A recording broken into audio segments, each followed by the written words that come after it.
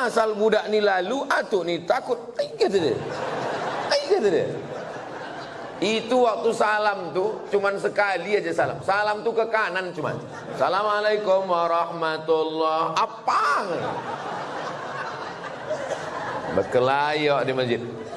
Kalau ada di perumahan ini 100 orang, yang ke masjid itu 50, sudah banyak kali itu. Yang 50 ni pun berkelahi pula lagi di masjid. Bertinju di masjid gara-gara budak berkelahi. Apa kata orang yang tak sembahyang? Untung kita tak ke masjid. Bagaimana pendapat Ustadz kalau kita mau melanjutkan ke perguruan tinggi, tapi orang tua tak setuju? Sampai akhirnya 2017 saya daftar S3 ke Sudan. Waktu itu umur mak saya sudah 70 tahun. Saya suruh Muhammadiyah. Saya bilang, mak, saya mau mencoba dia. Kuat tak dia? Mak sekarang sudah 70, di rumah ini sendiri. Aku mau S3 ke Sudan. Nanti kalau S3 ini 2 tahun aku di Sudan tak balik-balik. Apa kata dia? Pergi kau ke Sudan sampai doktor baru kau balik. Kalau aku mati, matilah. Yang penting mengalir pahalanya. 70 tahun umur mak saya. Sampaikan video ini ke mak kau. Kalau tak mau juga dia nerima, tahu mak apa itu.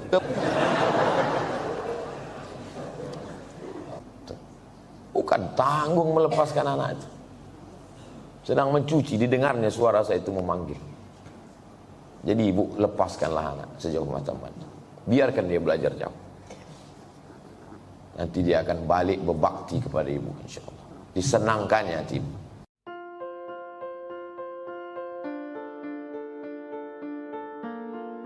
Ini tanah wakaf di Pekanbaru, Riau.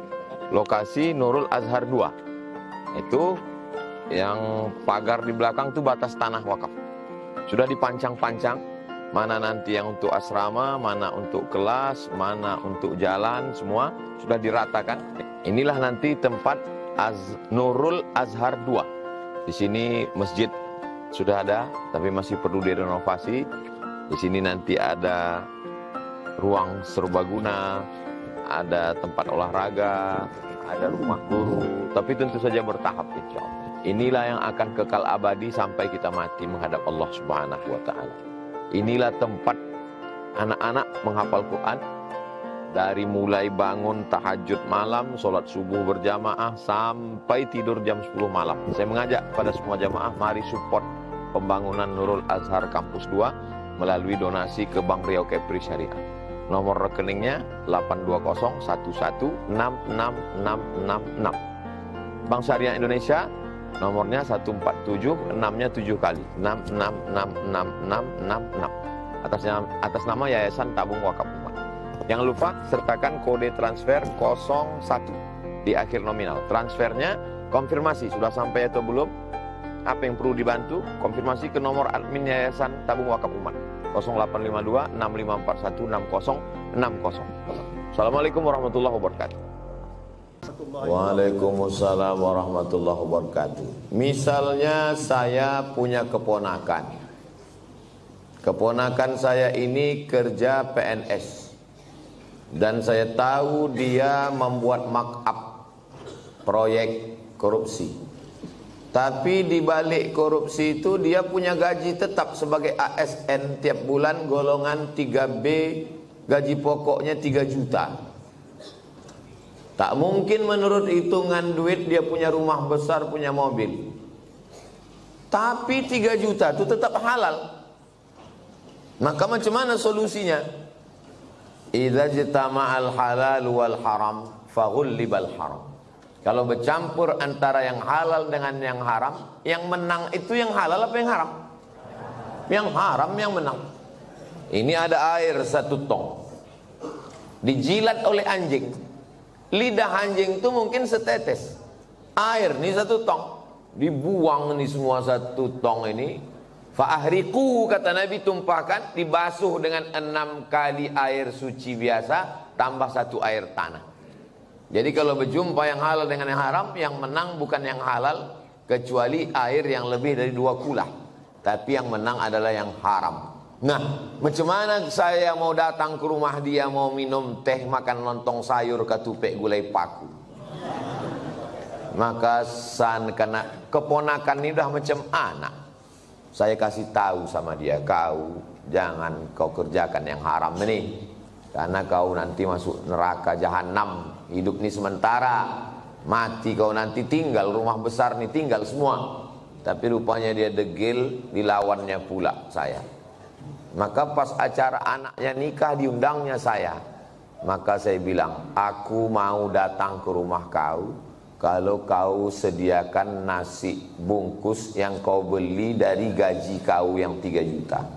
Kalau dari duit yang subhat yang haram itu kau sediakan, aku tak datang. Kalaupun aku datang tapi jangan kau tersinggung, aku tak makan nanti. Kata dia, datanglah Wak. Dia manggil saya Wak. Kalau Wak tak datang, bagus, tak berkurang nasi aku. Gitu dia. Menjaga diri dari makan yang haram hukumnya wajib. Atib mata'amak, jaga makananmu, takun mustajabat dakwah. Doamu akan dikabulkan Allah. Kulu, makanlah. Min thayyibat, yang halal, yang baik. Jangan makan dari yang haram. Kalau udah tahu orang riba, rentenir, lintah darat, jangan bertamu lagi ke rumahnya. Kalau diundangnya Pak Ustaz, datang, tapi jangan makan. Mana bisa? Bisa. Saya setiap diundang di bank konvensional, berapa bank konvensional di Pekanbaru nih ngundang saya, datang saya tausiah, dikasihnya air putih, tak saya minum, dikasihnya saya kue kotak, tak saya makan, disuruhnya bawa balik, bawa ya Pak, saya bawa, pas di lampu merah saya kasih sama orang lampu merah, dikasihnya duit, saya ambil,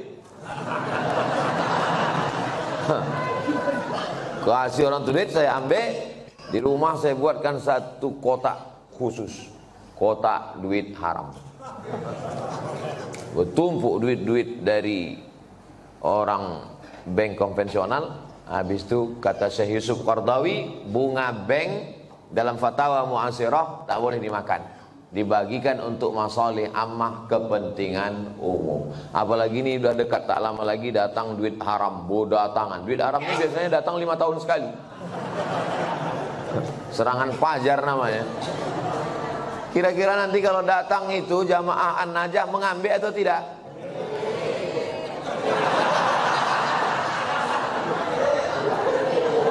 Mati kita. Saya dah yakin 100% orang An-Najah ini kalau ada yang membagi-bagi duit 50.000 tak akan mereka ambil. Mudah-mudahan Allah menjaga kita dari makan haram. Bedakan antara marah karena Allah atau marah karena ulah. Kalau marah karena Allah, apalagi saudara, anak kemanakan, tak akan sakit hati dia kalau kita bercakap nasihat. Aku tetap datang. Tapi jangan karena itu lalu putus silaturahim. Tetangga saya ini Pak Ustadz kerjanya riba, dikasihnya saya kue, ambil kuenya, jangan dimakan. Kemana saya serahkan? Terserah. Dibuang Pak Ustadz, jangan mubazir. Kasih ke fakir miskin, anak yatim. Tapi itu dimakannya juga. Itu namanya masalih ammah, kepentingan umum, bukan kepentingan pribadi. Jelas? Jelas. Patutlah Ustaz tak mau minum dari tadi. Nah, inilah, nanti jamaah ini mudah dia ngambil kesimpulan. Cuma saya Bismillah.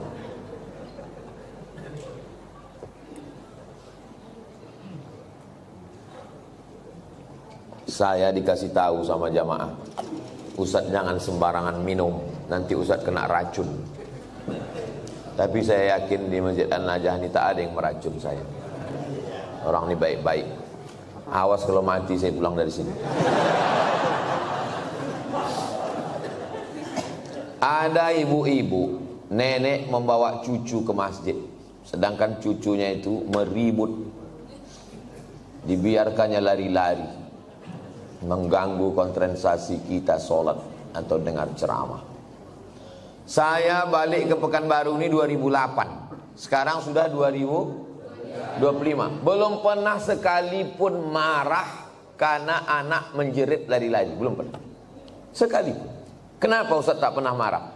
Karena budak itulah nanti yang akan meramaikan masjid.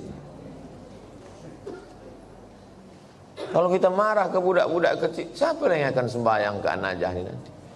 Ada masjid itu kadang tak ada suara anak-anak, sepi, atuk-atuk semua. Patutlah tak ada ribut, batuk aja isinya. Cuman kadang kan tak semua emosinya bisa stabil macam Ustaz Somad. Makanya win-win solution, jalan tengah, macam yang dibuat di Masjid Agung An-Nur. Dulu Masjid Agung namanya, sekarang berubah Masjid Raya. Yang level provinsi Masjid Raya, yang level kabupaten kota Masjid Agung. Dulu Masjid Agung An-Nur itu, saya kan rutin jadwal di situ.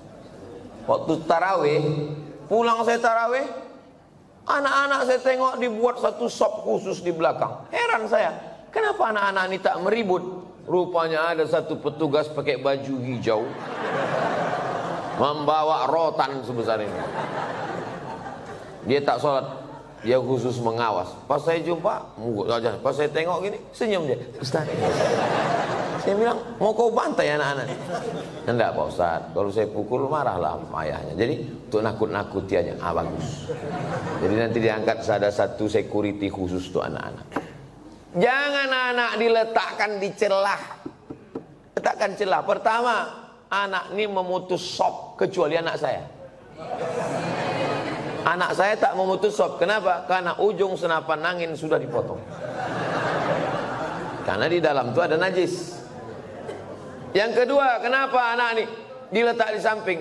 Anak ini belum mumayyiz. Macam mana cara membedakan udah mumayyiz sama belum? Kalau dia meribut, kita gini kan, itu udah mumayyiz. Tapi kalau dia meribut, kita gini kan, dibalasnya balik ke awak. Itu jangan dibawa. 4 tahun ke bawah tak bisa. Dibawalah budak umur 3 tahun, diletakkan di celah samping kita. Begitu kita takbiratul ihram, Allahu Akbar, dia pun berjalan, berlari. Di samping ini ada atu-atu yang kacamatanya di bawah. Asal budak ni lalu, atu ni takut. Kata dia. Itu waktu salam tuh cuman sekali aja salam. Salam tuh ke kanan cuman. Assalamualaikum warahmatullahi. Apa? Berkelayok di masjid. Kalau ada di perumahan ini 100 orang, yang ke masjid itu 50, sudah banyak kali itu. Yang 50 ini pun berkelahi pula lagi di masjid.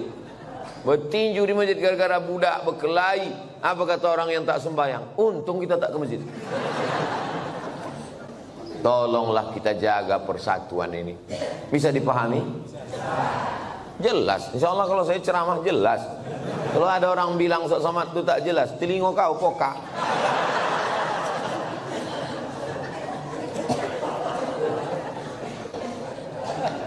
Bolehkah membaca Yasin di pemakaman Pak Ustaz?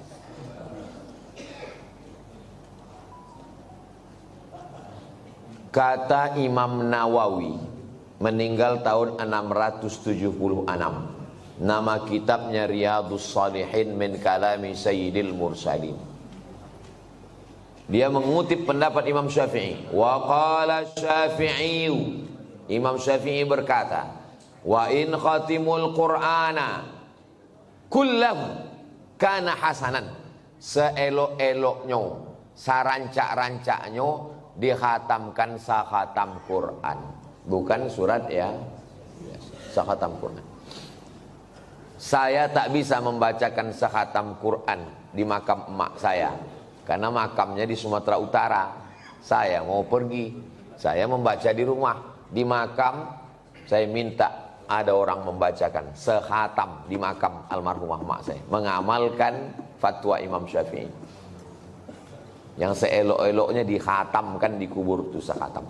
Kalau tak sanggup sekhatam, maka bacalah hatinya Al-Quran. 30 juz 114 surat tuh, mana hatinya? Wa qalbul Quran ya. Itulah mengapa kalau kita ziarah kubur membaca surat ya. Ada 3 hati. Yang pertama qalbul Quran, yang kedua qalbul lail, yang ketiga qalbud da'i. Qalbul Quran, hatinya Quran, Yasin. Qalbul lail, hatinya malam, sepertiga malam, jam 2. Qalbud da'i, hati orang yang berdoa ketika tahajud. Berjumpa 3 hati. Hati Quran, hati malam, hati manusia. Maka kata Imam Az-Zabidi dalam kitab Syarah Ihya Ulumuddin, mungkin terkabul doa kalau ketemu 3 hati. Maka bacalah surat Yasin pada saat tahajud malam. Habis itu berdoa kepada Allah. Apa kata Imam Ibnu Katsir tentang surat Yasin? Ma quri'a fi amrin asirin illa yassarahullah. Kalau dibacakan kepada perkara yang sulit, yang susah, dimudahkan Allah. Maka kalau saya ziarah kubur, saya baca Yasin, Al-Fatihah, Qul huwallahu 3 kali, Al-Falaq sekali, An-Nas sekali, pangkal Al-Baqarah sampai wa ulaika humul muflihun, ayat kursi, ujung Al-Baqarah lillahi mafis 3 ayat, habis itu tahlil afdalul dzikri fa'lam annahu la ilaha illallah, habis itu hadiahkan pahalanya. Ya Allah, sampaikanlah pahala bacaan nang ku baca iko kepada almarhumah amak, almarhum ayah, atuk nenek, muslimin muslimat yang ada di makam ini. Allahumma ighfir lahum warhamhum sampai habis. Itulah yang saya ajarkan ke anak saya, ke keponakan saya. Saya kalau balik ke kampung ziarah, saya bawa anak keponakan, saya baca, saya kasih tahu. Aku membawa kau ke omak ayahku. Nanti kalau aku mati, buat pula macam yang ku buat ini. Bawa anak bini kau ke kubur aku. Paham? Yo, kata dia. Begitulah yang kita baca dalam ulama-ulama, Imam Nawawi. Kalau ada orang di Pekanbaru ini yang tak percaya bahwa bacaan itu sampai pada orang mati, saya tak bisa membuktikan. Karena ini perkara ghaibiat. Saya hanya bisa menyampaikan dalil-dalilnya. Saya tak percaya, kata dia. Ya macam mana membuktikannya? Maka kalau ada orang yang menantang saya, belum ada lagi. Saya tak percaya. Tolong nama kau lengkap sama nama ayah kau. Nanti kalau kau mati, ku kirim. Kalau tak sampai, cepat kasih kabar. Ini kan masalah gaib. Kalau masalah gaib ini yang ditengok adalah dalil. Ana Rizki, khirijin min Ma'had Nuril Hidayah Bengkalis. Sa'usallimukum ya Ustad. Kaifa ra'yukum law nastamir ad-dirasah al-aliyah lakim lan najid ridha min walidina. Nama saya Rizki. Khirijin jamak, mufrad khirijun. Saya alumni dari Ma'had Nuril Hidayah Bengkalis. Sa'as'alukum, saya mau bertanya ke Ustaz. Kaifa ra'yukum law nastamir dirasa? Nuwasil ad-dirasa. Laisa nastamir, nuwasil ad-dirasa. Bagaimana pendapat Ustaz kalau kita mau melanjutkan ke perguruan tinggi, tapi orang tua tak setuju? Mau melanjutkan perguruan tinggi fil kharijid daulah, mau keluar negeri, tapi emak dia tak setuju. Saya ini adik beradik 2. Saya anak pertama, adik saya berdua cuman. Laki-laki dua-duanya. Tak banyak anak emak saya. Jadi waktu saya lulus mau ke Mesir, berat dia mau lepas saya. Aku anakku 2, tak ada anak betino. Semana nanti aku dah tua. Datang uak saya, abang mak saya, menasihati dia. Harimau mati meninggalkan belang, gajah mati meninggalkan gading, manusia mati meninggalkan hutang. Harimau mati meninggalkan belang, gajah mati meninggalkan gading, manusia mati meninggalkan nama. Kalau kau tahan somat ini di celah ketiak, beginilah cuman dia. Tapi kalau kau lepaskan diri belajar, jadi orang dia, mengajar dia, mengalir pahalanya sampai hari kiamat. Betul cakap uak saya itu. Sampai hari ini di mana aja saya tausiah, pahalanya mengalir ke makam almarhumah emak saya. Maka ibu-ibu yang sayang ke anak, bukan kalian siapkan anak dalam kelambu, bukan kalian suapi, lepaskan dia sejauh mata memandang. 4 tahun aku tak balik. Kenapa tak balik? Ongkos mahal. Sampai terpikir juga di kepala, jangan-jangan aku anak angkat, anak adopsi, balik. Sampai akhirnya 2017 saya daftar S3 ke Sudan. Waktu itu umur mak saya sudah 70 tahun. Saya suruh Muhammadiyah. Saya bilang, mak, saya mau mencoba dia. Kuat tak dia? Mak sekarang udah 70, di rumah ini sendiri. Aku mau S3 ke Sudan. Nanti kalau S3 ini 2 tahun aku di Sudan tak balik-balik. Apa kata dia? Pergi kau ke Sudan sampai doktor baru kau balik. Kalau aku mati, matilah. Yang penting mengalir pahalanya. 70 tahun umur mak saya. Sampaikan video ini ke mak kau. Kalau tak mau juga dia nerima, tahu mak apa lah itu. Ibu kalau sayang sama anak, lepaskan dia sejauh mata mandang. Nanti dia akan balik pulang. Setelah saya punya anak, baru saya tanya, mak, berat rupanya berpisah sama anak. Oh iya. Macam mana mak dulu bisa berpisah sama aku 4 tahun? Asal udah dekat bulan puasa, air raya, ku carilah budak-budak yang hitam macam kau. Ku bolikan baju, ku undang ke rumah, ku kasih makan. Hilang rinduku ke kau. Begitu rupanya cara dia. Kadang-kadang sedang mencuci di dapur, ku dengar suara kau main bau. Oh mak, bukan tanggung melepaskan anak itu. Sedang mencuci, didengarnya suara saya itu memanggil. Jadi ibu, lepaskanlah anak sejauh mata mandang. Biarkan dia belajar jauh. Nanti dia akan balik berbakti kepada ibu, insya Allah. Disenangkannya hati ibu. Dan kalian yang kuliah juga cita-cita tak usah banyak-banyak. Cita-cita satu aja, untuk menyenangkan orang tua. Saya dulu tak tahu mau jadi apa. Tak terpikir saya akan tabligh akbar, tak ada. Yang saya fokus adalah aku mesti kuliah S1, S2, S3. Nanti kalau sudah dapat ku ijazah 3, ku bawa ijazah ni ke Malaysia. Aku mau jadi dosen. Sesudah aku dapat duit, akan ku senangkan oma ayahku. Itu cuma, tak banyak, tak lain. Maka tak pernah saya berdoa lebih. Karena semua yang dikasih Allah lebih dari yang saya minta. Saya minta cuma S1, S2, S3. Dikasihnya saya profesor. Saya cuma mau minta jadi dosen di Malaysia. Sekarang di mana aja saya bisa mengajar. Diminta di Universitas Sabah, diminta di Universitas Malaysia. Saya bilang, rektor, saya tak sanggup untuk mengajar per semester, saya mesti keliling. Saya datang 6 bulan sekali ya. 6 bulan sekali pun jadilah Pak Ustaz. Jadi setiap 6 bulan sekali saya datang kuliah. Bahagiakan orang tuamu. Lepaskan anakmu, wahai bapak ibu. Sejauh mata memandang di hari petang dia akan pulang. Dia tahu di mana letak sarang. Mati kalian, mengalir amal jariahnya insyaAllah. Walaupun nampaknya jawaban ini untuk mak ayah dia, tapi video ini ditonton oleh ayah-ayah, mak-mak yang akan melepas anak. Karena pulang kami dari sini nanti, kami akan melepas 50 anak Riau yang akan berangkat ke Al-Azhar Kairo, Mesir. Seminggu yang lalu saya di Makassar, melepas 50 anak Makassar yang akan berangkat ke Mesir. Orang tuanya saya nasihati, anak-anaknya juga saya nasihati, supaya orang tua melepas anak. Karena kalau kita tahan anak kita ini, siapa yang akan melanjutkan dakwah ini? Saya tak mau anak saya sekolah agama, nanti kurus macam Ustaz Somad. Saya ini kurus bukan tak makan. Kalau ada pejabat-pejabat itu dapat ikan yang paling mahal, namanya ikan Napoleon, 1 juta harga ikan. Ada bupati, ada kapolres, ada dandim, ada kepala dinas. Yang pertama kali menyuap ikan 1 juta itu siapa? Abdul Somad. Apa kata orang itu? Silakan Pak Ustaz. Dikasihlah ketam kepiting sebesar piring besar, disingkel.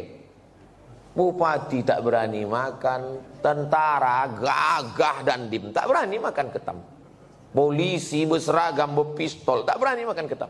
Tak kalian makan Pak, kolesterol Pak Ustaz. Saya makan ketam tuh habis. Hidup saya sampai sekarang. Berani Ustaz makan, baca doanya Pak. Apa doanya? Bismillahilladzi la yadurru ma'asmihi syai'un fil ardi wala fis sama. Ku sebut nama Allah, tak ada yang bisa memudaratkan baik di bumi maupun di langit. Nanti kalau saya sakit Pak Ustaz, aku tak tanggung jawab.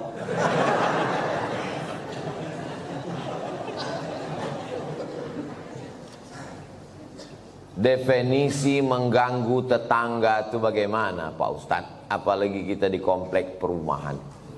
Mengganggu menurut syariat Islam, bukan mengganggu menurut perasaan. Kalau menurut perasaan, perasaan ini lain orang, lain kepala, lain orang, lain hatinya.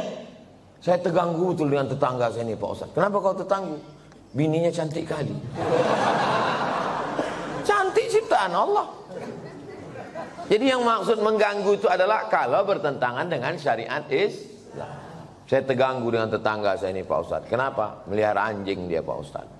Oh, dalam Islam melihara anjing hanya boleh untuk menjaga kebun dari pencuri. Tempat kita aman, rumah rapat, maka tak ada alasan. Maka kita lapor ke RT RW, musyawarah, dudukkan bersama. Kadang jamaah ini mau mengambil hukuman segera, saya racun aja lah Pak Ustadz. Dipasang racun, rupanya anjing itu tak makan, dimakan kucing, awak mati kucing. Dimusyawarahkan, wa amruhum syura bainahum. Hari libur, hari Ahad, rumah dekat-dekatan, dipasanglah lagu, bum bam, bum bam, bum bam. Belilah earphone. Berapalah harga earphone? Dengar sendiri. Bum bam. Jadi dipasang satu komplek. Kan tak semua orang suka lagu itu. Apalagi di situ ada orang-orang tua yang jantungnya tak kuat. Mendengar itu, kata dia mati. Ini mengganggu. Menurut syariat pun tak betul. Nah, maka menurut syariat agama Islam, rumah berdekatan, sempadan cuma dinding, dinding pun tak penuh ke atas, ditanamlah pula pokok mangga pas di situ.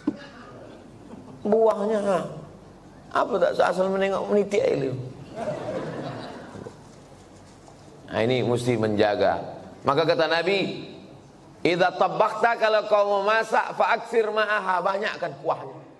Pesan Nabi ke tetangga, kalau kau masak banyakkan kuahnya. Untuk apa? Berbagi ke tetangga, menyambung tali silaturahim.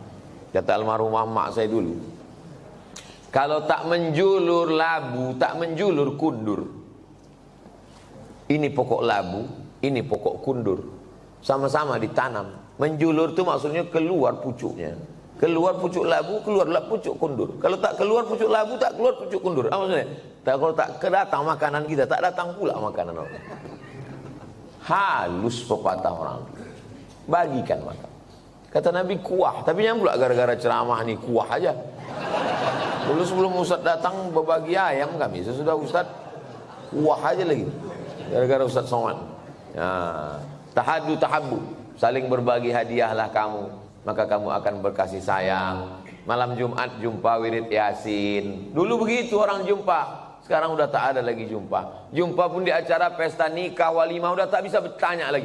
Dulu kau tanya, siapa menantu kau ni?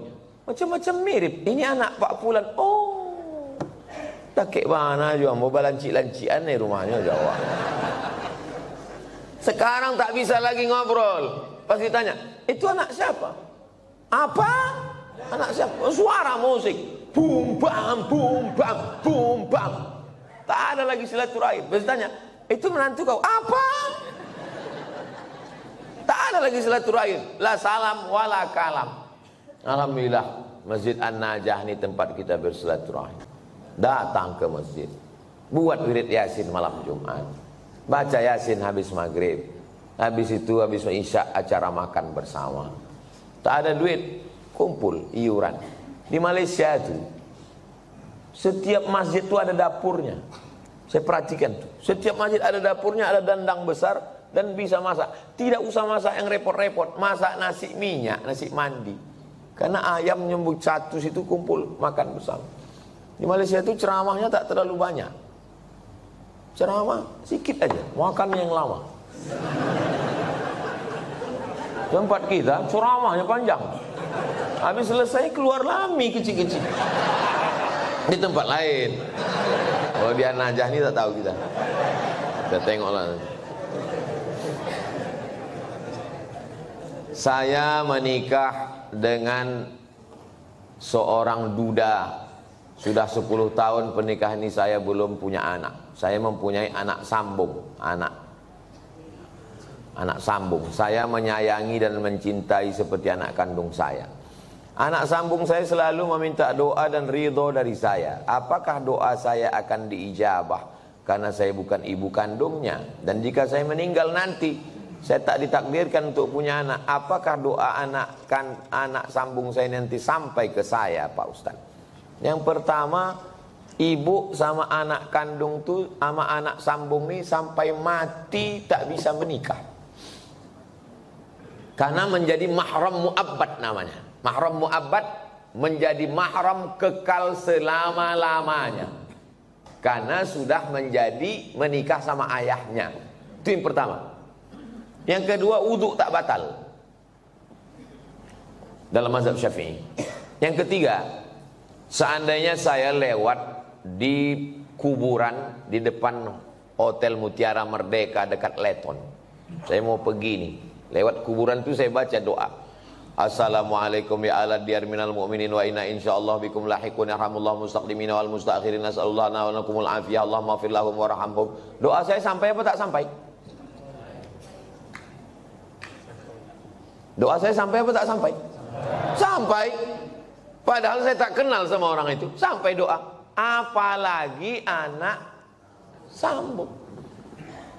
Kenapa ragu doa tak sampai? Oh, jadi doa sampai Pak Ustaz? Sampai. Lalu apa makna dalam hadis itu? Waladun solihun. Maksudnya amal saya kepada orang mati itu sampai. Bukan tak sampai. Amal kita ini semua kepada orang mati sampai. Kalau tak sampai amal kita kepada orang mati, tak ada sholat jenazah. Sholat jenazah itu amal orang hidup apa orang mati? Orang hidup untuk orang mati. Jadi kalau ada orang mengatakan amal orang hidup tak sampai kepada orang mati, nanti pas dia mati jangan sembahyang kan? Bisik kan, kau dulu bilang tak sampai kan? Tak sampai kau. Amal orang hidup ini sampai ke orang mati. Terus Pak Ustadz itu katanya anak yang soleh. Masih fokus nih, masih fokus. Ini Abdul Somad. Abdul Somad ini kalau mati amalnya kan putus semua kan? Putus kan? Masih bisa dia ceramah? Putus. Masih bisa dia sholat sunat Isra? Tapi ada 3 amalnya yang dulu tak putus. Yang pertama, shadaqatun jariyah. Disumbangkannya 2 sak semen ke Masjid An-Najah. Putus atau tak putus? Tak putus. Karena setiap hari orang sholat mengalir ke dia. Itu kan amal dia dulu.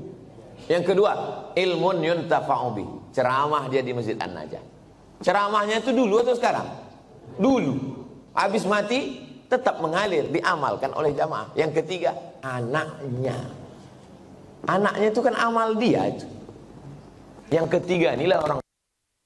Anaknya kok amal dia Pak Ustadz? Kalau bini itu cuma ditengok aja bisa dia hamil. Jelas? Tak jelas juga payahlah aku menjelaskan. Anak saya itu amal saya. Amal saya. Jadi hadis itu bukan bercerita hanya doa anak saja yang sampai. Hadis itu mau menceritakan amal-amal dulu tetap mengalir sesudah salah satunya anak. Jadi yang tak punya anak atau meninggal jomblo tak usah takut, kami mendoakan. Ini Ustadz ini emosi, tidak emosi. Memang begitu dia kalau menjelang sarapan itu memang begitu.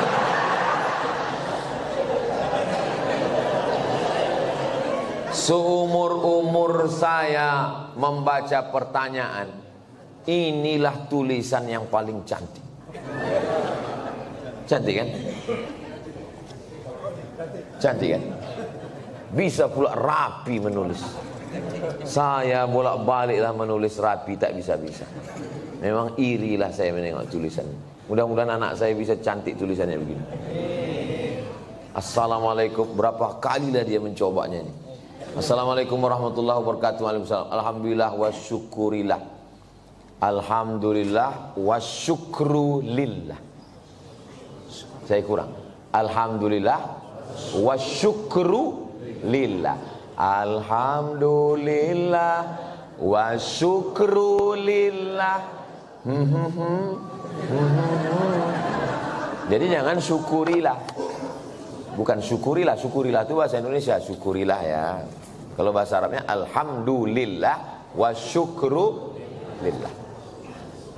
Semoga Ustaz Somad dalam keadaan sehat dan selalu dalam lindungan Allah. Amin. Sekarang tak boleh lagi doa menyebut amin. Dilarang oleh Bawaslu. Karena udah musim-musim kampanye. Saya ini menyampaikan menuju pemilu damai. Ini penting bagi Bapak Babinsa dan Babin Kamtipmas untuk menjaga ketertiban. Jadi nanti jangan heran kalau udah 100 hari menjelang pemilu, ghairil maghdubi alaihim waladdallin.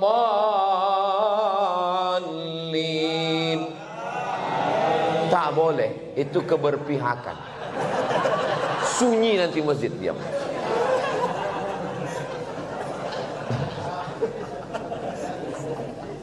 Saya mau bertanya Pak Ustadz, kiat-kiat agar ikhlas menerima ketetapan takdir Allah dan tetap berprasangka baik kepada Allah.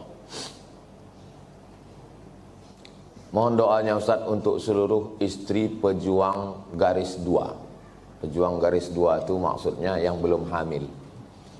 Kalau udah dipakainya tes spek itu kan 2. Ini penjelasan bagi yang belum berbini. Yang udah berbini pun tak paham juga. Bagaimana cara kita biar supaya rela menerima takdir Allah? Saya kalau datang bertamu ke rumah jamaah, Assalamualaikum Pak. Waalaikumsalam. Ustadz Somad, tolong doakan mak saya Pak Ustadz. Maknya di mana Pak? Maknya di dapur. Duduklah mak itu di kursi. Berapa umur mak? 80. Belum bisa saya menerima. Karena mak saya meninggal umur 70. Dalam hati saya tetap, kok hidup mak dia, kok mati mak aku. Kok tak sempat makku ku bawa jalan-jalan ke Brunei, ke Malaysia. Kok tak sempat ku senangkan dia. Tak bisa hati saya menerima. Macam mana saya mau menceramahi jamaah? Marilah kita sabar menerima takdir Allah. Saya aja tak sabar. Tapi cara Allah menghibur saya. Habis saya tausiah datang ibu-ibu. Ustadz, tolong doakan keponakan saya. Keponakan ibu ini kenapa? Ayahnya meninggal, emaknya meninggal, dia hidup sebatang kara. Anak SD kelas 2. Oh, aku sempat aku serumah 11 tahun sama emakku. Dari 2008 ke 2019. Ini budak nih, kelas 2 SD sebatang kara. Ternyata yang membuat kita bisa sabar itu adalah ketika membandingkan dengan orang lain. Begitu cara Allah mengajar saya. Ayat tak mempan, hadis tak mempan. Kenapa tak? Saya yang berceramah, saya yang nyuruh orang sabar. Tak bisa saya terima. Tapi begitu dijumpakan Allah, oh rupanya. Maka diantaranya yang membuat kita kuat ini adalah dengan memperbanyak bercerita dengan orang. Kita ini kalau banyak bercerita ngobrol dengan orang, itu menyadari betapa besarnya nikmat Allah kepada kita. Aku pula bisa begini-begini. Kawan ini tak sempat berbakti, jumpa pun tak sempat. Yang kedua, bagaimana caranya?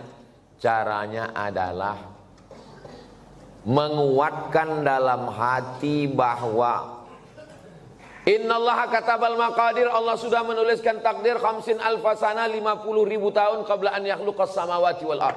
Sebelum Allah menciptakan langit dan bumi, Allah sudah menuliskan takdirku 50.000 tahun sebelum Allah menciptakan langit dan sengaja dihunjamkan terus ke kepala. Abdul Somad, Allah sudah menuliskan 50.000 tahun sebelum menciptakan langit dan bumi bahwa kau sama emak kau itu cuma sampai 2019. Lebih dari itu bukan kuasa kau. Asal terlintas itu terus.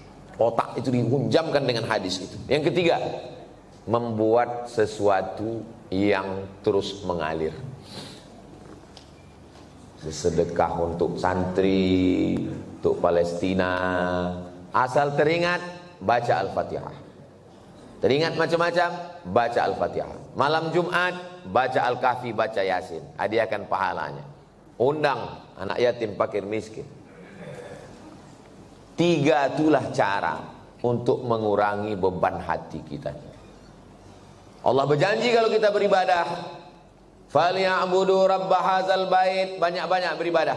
Allah cuma minta kita satu ibadah. Balasannya Allah kasih dua. At'amahum min ju' wa amanahum min khauf. Kalau kau lapar, Allah kasih kau makan. Kalau kau risau, amanahum, Allah beri kau aman, tenang. Syaratnya banyak ibadah, perbanyak ibadah. Pagi sholat isyraq, sholat duha, malam bangun mandi, sholat sunat wudu, sholat sunat taubat, sholat sunat tahajud, sholat sunat hajat, zikir, banyak bertasbih. Zikir 3 pilihan, zikir banyak, zikir pilihan 3. Pertama istighfar, yang kedua sholawat, yang ketiga afdalul zikri fa'lam annahu la ilaha illallah. Astaghfirullahalazim, astaghfirullahalazim, astaghfirullahalazim. Kalau tuan membeli peniti, jangan ditusukkan ke sayur kubis.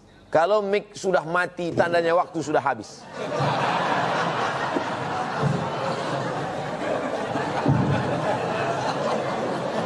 Kalau tuan membeli peniti, jangan dicucukkan ke sayur kubis. Kalau mik sudah mati-mati, tanda waktu sudah habis. Di akhir majelis mari kita sama berdoa kepada Allah supaya Allah menjadikan hati kita ini ridha menerima takdir Allah Subhanahu wa taala. Tapi usaha tak pernah berhenti. Yang belum berjodoh terus berusaha, mudah-mudahan dapat jodohnya. Yang belum garis 2 terus berusaha, makan toge, makan kacang-kacang, makan sayur, berdoa. Nabi Ibrahim alaihissalam baru lahir anak Ismail umur 86 tahun. 86 tahun baru dapat anak Ismail. Istrinya yang diponis mandul namanya Sarah, rupanya mengandung setelah Ismail umur 13 tahun. Waktu itu umur Nabi Ibrahim 99 tahun. Akhirnya punya anak. Waktu anak itu lahir, tersenyum Nabi Ibrahim. Karena udah diponis orang istrinya mandul takkan punya anak, senyum dia. Senyum itu bahasa Yahudinya Yitzhak, bahasa Arabnya Yithak. Maka dikasihnya nama anak itu Ishak. Ishak itu artinya tersenyum bahagia.